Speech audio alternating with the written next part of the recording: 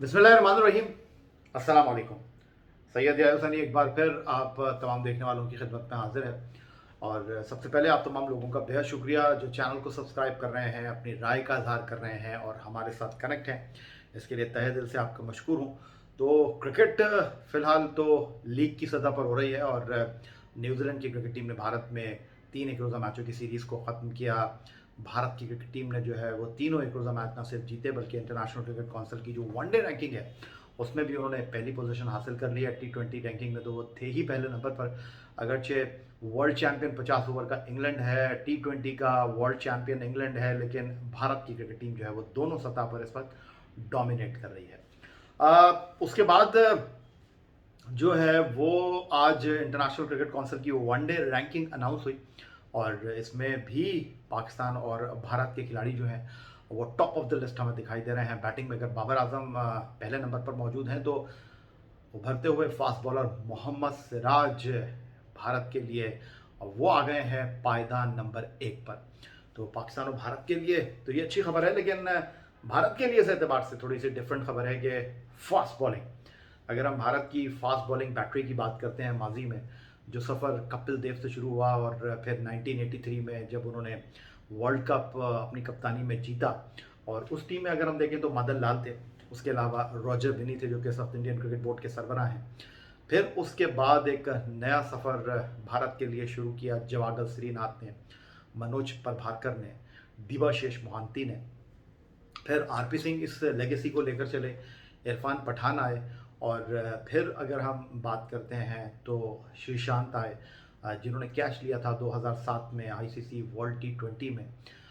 फिर on end of Bharat के लिए मुख्तलिफ फास्ट बॉलर खेलते रहे, लेकिन जो इस वक्त भारत की फास्ट बॉलिंग बैटरी है जिस पर डेफिनेटली हम आगे चलकर वीडियो भी करेंगे, तो शामी जिनको होना चाहिए था, पिछले साल एशिया कप में भी वो टीम के साथ नहीं थे, वर्ल्ड T20 में गए लेकिन वो तासुर नहीं कायम कर सके। और अब जो फास्ट बॉलिंग का कॉम्बो बन रहा है और उसमें शामी का, सिराज का, उमरान मलिक का बड़ा किरदार है। और डेफिनेटली मैं बार बार ये बात करता रहा हूँ कि भारत की क्रिकेट टीम जो है वो बल्लेबाजी और स्पिन बॉलिंग की वजह से जानी जाती थी। मैं तो जब से क्रिकेट फॉलो कर रहा हूँ मुझे नहीं याद पड़ता कि भारत की क्रिकेट टीम ने होम ग्राउंड पर कभी अपनी फास्ट बॉलिंग के बलबूते पर जो है वो सीरीज़ को अपने नाम किया है। लेकिन बहरहाल एक ऐसे मौके पर भारत की क्रिकेट टीम ने कामयाबी हासिल की है और यहाँ हम पाकिस्तान क्रिकेट टीम के कप्तान बाबर आजम की बात करते हैं जिन्होंने अपनी प्रैक्टिस की शुरुआत कर दी है। न्यूजीलैंड के ख़िलाफ़ सीरीज़ के बाद थोड़ा सा उन्होंने आराम किया, उसके बाद एक बार फिर वो नेशनल क्रिकेट एकेडमी में जो है वो तरबियत हासिल कर रहे हैं, बैटिंग की मशक़ें कर रहे हैं और उन्होंने जनाब अपनी टीम को तब्दील किया है। पाकिस्तान सुपर लीग में उन्होंने अपने सफ़र की शुरुआत इस्लामाबाद यूनाइटेड से की थी, उसके बाद वो कराची किंग्स के लिए खेले, लास्ट सीज़न में वो कप्तान थे, टीम परफॉर्म नहीं कर सकी। अब वो ट्रेड हो गए हैं कराची किंग्स से पेशावर ज़ल्मी में और वो पेशावर ज़ल्मी के कप्तान की हैसियत से खेलेंगे।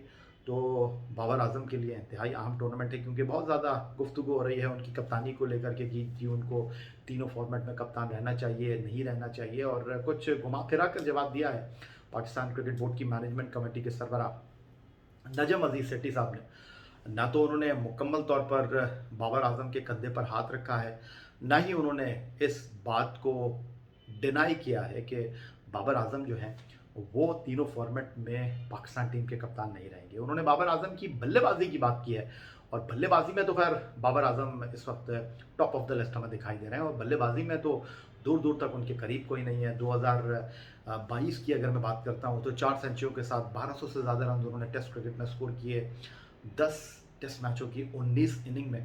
वो अलग बात है कि कप्तान की हैसियत से वो 2022 में होम ग्राउंड पर कोई सीरीज़ नहीं जीत पाए, कोई टेस्ट मैच नहीं जीतता है, सिर्फ एक टेस्ट मैच उन्होंने जीता। लेकिन इस वक्त अगर वनडे क्रिकेट की मैं बात करता हूं तो इंटरनेशनल क्रिकेट काउंसिल ने 2 दिन में 2 खबरें दी हैं बाबर आजम को। एक तो साल 2022 की जो टीम का इन्होंने इंतखाब किया वनडे टीम का, उसमें उन्होंने बाबर आजम को जनाब कप्तान नामजद किया और जो 9 एक रोज़ा मैच बाबर आजम की क़यादत में टीम पाकिस्तान ने खेले, 3 वेस्ट इंडीज़ के खिलाफ मुल्तान में तीनों पाकिस्तान जीता, नीदरलैंड के खिलाफ रॉटरडैम में तीनों पाकिस्तान जीता और 3 एक रोज़ा मैच पाकिस्तान होम ग्राउंड पर पिछले साल की शुरुआत में ऑस्ट्रेलिया के साथ खेला था। 2-1 से वो सीरीज़ पाकिस्तान ऑस्ट्रेलिया के खिलाफ जीतने में कामयाब रहा था। तो इंटरनेशनल क्रिकेट काउंसिल ने ये बताया कि जी बाबर आजम को कप्तान बनाने का साल 2022 आईसीसी टीम की बुनियादी वजह ये थी कि बाबर आजम जो है वो एक कप्तान की हैसियत से अपने आप को डिलीवर करने में कामयाब रहे हैं। और अब इंटरनेशनल क्रिकेट काउंसिल ने जो वनडे की रैंकिंग जारी की है वहाँ पर भी बाबर आजम जो है हमें पहले नंबर पर खड़े दिखाई दे रहे हैं और 887 पॉइंट्स बाबर आजम के खाते में है। और फिर दूसरा नंबर वेंड डूसन जनूबी अफ्रीका के हैं, उनका 766 पॉइंट्स के साथ दूसरा नंबर है। और क्वार्टन डे कॉक का 759 पॉइंट के साथ तीसरा नंबर है। फिर चौथे नंबर पर हैं जनाब डेविड वार्नर ऑस्ट्रेलिया के, और पांचवें नंबर पर हैं पाकिस्तान क्रिकेट टीम के वनडे क्रिकेट और टेस्ट मैच के ओपनिंग बैट्समैन इमामुल हक साहब।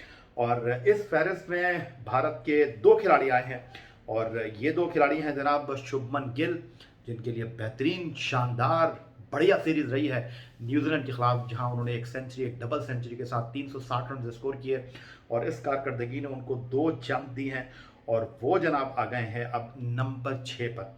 और नंबर 7 पर हैं विराट कोहली। और विराट कोहली एक ज़माना था कि उनका राज था इंटरनेशनल क्रिकेट काउंसिल की रैंकिंग के ऊपर और वो टॉप पर हमें दिखाई देते थे। जो नई रैंकिंग आई है उसमें विराट कोहली जो है वो 7वें नंबर पर हमें खड़े दिखाई दे रहे हैं। श्रीलंका के खिलाफ उन्होंने 2 सेंचुरियां स्कोर की थी और यहाँ पर विराट कोहली जो है उनकी रैंकिंग थोड़ी सी डाउन हुई है क्योंकि वो न्यूजीलैंड के खिलाफ सीरीज में कुछ ज़्यादा अच्छी कारकर्दगी दिखा नहीं सके थे, कोई सेंचुरी भी उनके क्रेडिट पर नहीं थी। फिर स्टीव स्मिथ ऑस्ट्रेलिया के फॉर्मर टेस्ट कैप्टन नंबर 8 पर हैं और नंबर 9 पर हैं भारतीय क्रिकेट टीम के कप्तान रोहित शर्मा, जिनकी थोड़ी सी राइज हुई है वनडे रैंकिंग। उन्होंने सेंचुरी स्कोर की थी वनडे क्रिकेट में अपनी 30 आखिरी एक रोज़ा मैच में न्यूजीलैंड के खिलाफ इंदौर में। और 10वां नंबर है जनाब Johnny Bairstow England cricket team के विकेट कीपर बैट्समैन। तो बाबर आजम और इमामुल हक ने तो जनाब यहाँ पर आईसीसी की वनडे रैंकिंग में पाकिस्तान के लिए टॉप 10 में पोजीशन हासिल की। तो भारत के लिए अगर मैं बात करता हूँ तो कोहली हैं, रोहित शर्मा है और शुभमन गिल हैं। तो एशिया के 5 बल्लेबाज इस फहरिस्त में हमें दिखाई दे रहे हैं।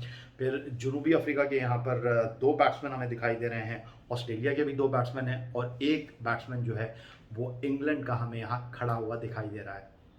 बॉलिंग की अगर हम बात कर लेते हैं तो बॉलिंग में जनाब वाहिद भारतीय बॉलर हैं मोहम्मद सिराज, जिन्होंने शानदार कारकर्दगी का मुजाहरा किया है और वो 729 रेटिंग पॉइंट के साथ टॉप ऑफ द लिस्ट हमें दिखाई दे रहे हैं इंटरनेशनल क्रिकेट काउंसिल की वनडे रैंकिंग में। और टॉप 10 में वो वाहिद भारतीय हैं और पहले नंबर पर हैं। और पाकिस्तान की अगर मैं बात करता हूं तो शाहीन शाह अफरीदी, जो अपनी फिटनेस के साथ स्ट्रगल कर रहे हैं, पाकिस्तान सुपर लीग से पहले वो बड़ी तैयारी कर रहे हैं, वो जनाब नंबर 7 पर स्टैंड कर 8 पर खड़े हुए हमें दिखाई दे रहे हैं। तो पाकिस्तान और भारत के सिर्फ ये 2 ही खिलाड़ी हैं, नंबर 1 पर सिराज है, नंबर 8 पर जो है वो शाहीन शाह अफरीदी हैं। लेकिन यहाँ पर एशिया की बाकी टीमों के खिलाड़ी भी हैं। एशिया के जो टेस्ट मुल्क हैं उनमें बांग्लादेश के जनाब शाकिबुल हसन 7वें नंबर पर मौजूद हैं और मुस्तफिजुर रहमान 9वें नंबर पर यहाँ पर हमें खड़े दिखाई दे रहे हैं। और 10वें नंबर पर जो हैं वो अफगानिस्तान के मुजीब हैं और 5वें नंबर पर अफगानिस्तान के राशिद हैं। तो जो वनडे की रैंकिंग है उसमें अगर मैं बात करूं तो एशिया के 5 बॉलर हमें दिखाई दे रहे हैं। जिस तरह वनडे की रैंकिंग में एशिया के 5 बैट्समैन हैं तो 5 बॉलर रैंकिंग में भी हैं। टॉप पर भारत के मोहम्मद सिराज हैं, 8वें नंबर पर पाकिस्तान के शाहीन शाह अफरीदी हैं, फिर अफगानिस्तान के मुजीब एंड राशिद खान हैं और उसके साथ साथ 6 बॉलर्स हैं और 2 बॉलर जो हैं यहाँ पर अफगानिस्तान के हैं मुस्तफिजुर रहमान और बांग्लादेश के कैप्टन शाकिबुल हसन। अगर मैं इस लिस्ट को थोड़ा सा आपके साथ शेयर करते चलूँ तो 729 पॉइंट्स के साथ भारत के मोहम्मद सिराज पहले नंबर पर है। जोश हेजलवुड 727 पॉइंट्स के साथ से 2 पॉइंट का फर्क है और जोश हेजलवुड से ये पोजीशन हत्या ली है अब मोहम्मद सिराज ने, वो दूसरे नंबर पर है। और न्यूजीलैंड के ट्रेंट बोल्ट जो कभी खेलते हैं कभी नहीं खेलते, वो जनाब अब तीसरे नंबर पर आ गए हैं 708 पॉइंट के साथ। और उसके अलावा ऑस्ट्रेलिया के मिचेल स्टार्क जो है वो 4थे नंबर पर हैं, यानी पहले 4 में से 2 पोजीशन जो है वो ऑस्ट्रेलिया के पास हैं। फिर 5वें नंबर पर राशिद खान है, 6ठे नंबर पर एडम जैम्पा है, 7वें नंबर पर शाकिबुल हसन है, 8वें नंबर पर शाहीन शाह अफरीदी है, 9वें नंबर पर मुस्तफिजुर रहमान है और 10वें और आखिरी नंबर पर हैं मुजीबुर रहमान। तो ये है जनाब कॉम्बो इंटरनेशनल क्रिकेट काउंसिल की वनडे रैंकिंग का, जहां पाकिस्तान के बाबर आजम पहले नंबर पर मौजूद है और भारत के मोहम्मद सिराज का पहला नंबर है बॉलर्स रैंकिंग में। तो आपके साथ गुफ्तगू का ये सिलसिला चलता रहेगा, आपके साथ वीडियोस हम शेयर करते रहेंगे और कुछ बात करेंगे इंटरनेशनल क्रिकेट में होने वाली लीग्स के हवाले से, लेकिन आगे आने वाली वीडियो में। फिलहाल आज की इस वीडियो में इतना ही। अपना बहुत ख्याल रखिएगा, चैनल को सब्सक्राइब करना मत भूलिएगा। अगली वीडियो तक के लिए सैयद यार हुसैनी को इजाज़त दीजिए। अल्लाह हाफ़िज़।